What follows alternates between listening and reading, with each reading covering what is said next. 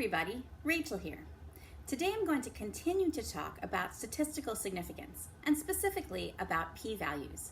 Congratulations on coming back after last week.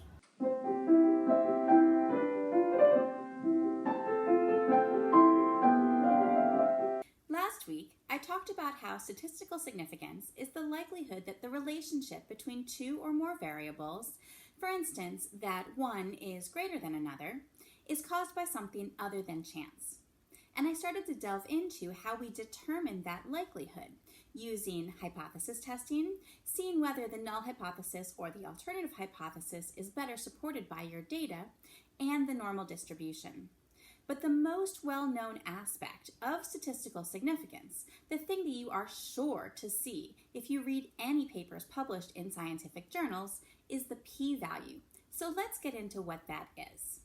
The p-value is the probability of observing results at least as extreme as those you've measured if the null hypothesis is true.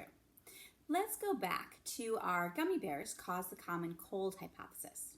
In our hypothetical experiment, we randomly put people into a gummy bear eating group and a not gummy bear eating group, and we saw that 4% of the people who ate gummy bears developed colds, while 0% of the people who didn't eat gummy bears developed colds. The null hypothesis states that this difference in the percentage of people who got colds between the two groups is just due to chance. So what's the probability of observing the results that we got, the 4% versus the 0%, if the null hypothesis is true? That's the p-value. The mathematics for deriving a p-value from a z-score, I talked about z-scores last week, are complicated, so I'm not going to get into them here. Besides, most people in public health use statistical software to derive their p-values rather than doing the math themselves. But p-values as a concept were first formally introduced by a statistician named Carl Pearson around 1900, and they were popularized by Sir Ronald Fisher in the 1920s. Sir Ronald Fisher was a very interesting person. For one thing, he used mathematics to combine Mendelian genetics and Darwin's theory of natural selection, creating what is now known as the modern synthesis. He also created the foundations of modern statistical science and was one of the three principal founders of the science of population genetics, which is part of the modern study of evolution. But he was also a prominent supporter of the abhorrent pseudoscience of eugenics, even through the 1950s, which just goes to show that we all contain multitudes. Fisher also, in a weird way, has given us one of the controversies that is convulsing science publishing right now. It's not really his fault. Let's get back to p-values.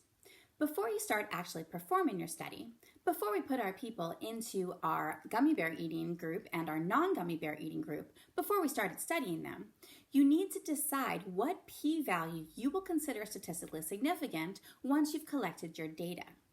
This idea of a cutoff level for statistical significance was first suggested in 1933 by the mathematicians Jerzy Neyman and Egan Pearson, who was actually the son of the Carl Pearson that I mentioned before. They called this cutoff the significance level and designated it as alpha. Alpha is the probability of mistakenly rejecting the null hypothesis when the null hypothesis is true, which is known as a type 1 error or a false positive.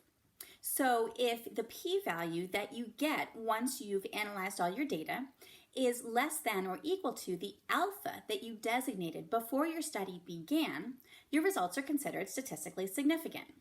You can see why you need to state your alpha up front, because if you wait until you've analyzed all your data, you can set your alpha to whatever you want, and then your results would always be statistically significant. Good scientists don't do that. But you might have noticed another potential problem here. Whoever's doing the study could set a fairly high p-value to be their alpha so that they know that once the study's done and their data is all analyzed, they will have statistical significance. Statistical significance is always based on the standards of the study in question. It just depends on what the alpha was that was designated before the study began. So to try to deal with this issue, Sir Ronald Fisher suggested that having an alpha that was universally acknowledged as giving statistical significance could be useful. And he also suggested using 0.05 as that alpha. A p-value of 0.05 corresponds to about 1.96 standard deviations from the mean for a normal distribution. I talked about normal distributions last week. Fisher called setting alpha at 0.05 as convenient, but he also emphasized that while using a fixed level such as 0.05 would be convenient, it's better to publish your actual p-value so that the strength of your evidence can be reviewed and probably revised with further experimentation. He was a statistician after all. But unfortunately, many different sciences have run with this idea of using 0.05 as a level for everything, which can cause problems. Remember, statistical significance says nothing about the scientific or clinical significance of your results, and just reporting a p-value of less than 0.05 doesn't say anything about the size or importance of your observed effect. You can get a small p-value even though the effect isn't actually meaningful or important, especially with a large sample size. The larger the sample size, the smaller the minimum effect that is needed to produce statistical significance. Large sample sizes are good, but you have to be careful not to fall into this trap. Also, where there is no real effect, an event with a p-value of 0.05 will be seen on average every 20 times. That's the false positive. So say you've done a study and you got a p-value of greater than 0.05, so you don't consider your results statistically significant. Well, you could try to do your study again to see if you'd get a p-value that you've been looking for this time. And if that doesn't work, try again. Unfortunately, this practice is more common than many scientists would like to admit. But luckily, there are two ways to try to compensate for this potential problem, which is known as the multiple comparisons problem or the look elsewhere effect. One is mathematical. Basically, if you're doing multiple tests, you need to divide your threshold p-value, your alpha, by the number of tests that you're doing, n. So a result would only be statistically significant if your p-value is less than alpha divided by n. Well, the mathematics are more complicated than that, but that's the basic idea. The other way to try to compensate for the multiple comparisons problem is to publish both your statistically significant results and also your non-statistically significant results. Unfortunately, scientists tend not to want to publish their non-statistically significant results, and journals tend not to want to publish them too. So what we end up with is journals that are dominated by papers that show statistically significant results that might seem groundbreaking, but are actually just statistical outliers. Because of these issues, in 2016, the American Statistical Association published a statement on p-values, saying that the widespread use of statistical significance, generally interpreted as p of less than or equal to 0.05, as a license for making a claim of a scientific finding or implied truth, leads to considerable distortion of the scientific process. You might think that we should just lower the universally acknowledged significance level that we use in our studies.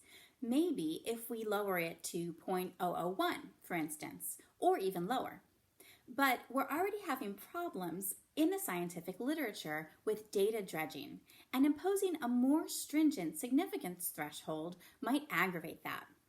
Data dredging is the misuse of data analysis to find patterns in your data that you can present as statistically significant results. Basically, it's doing a lot of statistical tests on your data and just reporting those that come back with those statistically significant results. For instance, what if we'd found that our difference in the percentage of people who got colds between our gummy bear eating and non-gummy bear eating groups didn't meet the 0.001 threshold that we had designated before our study began? Well, we could try to see if maybe a subgroup of our population does meet the 0.001 threshold. Maybe if we just looked at the men in our study, or just the people over age 55. If we look at enough subgroups, we are almost certain to find something that's statistically significant, because every data set with any degree of randomness, which our study certainly has, is likely to contain some spurious correlations. As I talked about in the How Do We Know What Causes a Disease video, correlation does not equal causation. That's the trap that we're trying to avoid falling into here. Falling into this data dredging trap is also known as the Texas sharpshooter fallacy. The name comes from a joke about a Texan who fires a bunch of gunshots into the side of a barn and then paints a target centered on the tightest cluster of hits and claims to be a sharpshooter. I don't know why it's a Texan. There's also a great comic strip by XKCD that explains data dredging really well. I'll put a link in the show notes. The way to avoid falling into the data dredging trap is to always state up front the specific hypothesis that you're going to be testing and the specific statistical test that you're going to be using. And then, if your results aren't statistically significant, well, they're just not statistically significant. But many people in public health and other sciences are coming around to the idea that statistical significance, and especially p-values, might not be the most effective way to express and communicate scientific results. These scientists feel that reporting some sort of effect estimates, which are quantitative measures of the magnitude of a phenomenon, might be more useful. A risk ratio is one example of an effect estimate, and I'll be talking about risk and risk ratios in another video. Another suggestion is to always include your confidence interval, which conveys the amount of statistical uncertainty in your results. So we may start to see scientific papers pivot away from statistical significance and p-values and pivot towards these other forms of reporting. But for now, you'll still see statistical significance and especially p-values reported in most scientific papers. So I hope you'll now have a better understanding of what that means when you see it.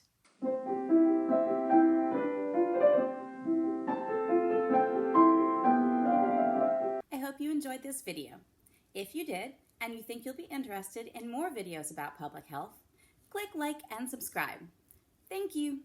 I hope to see you soon.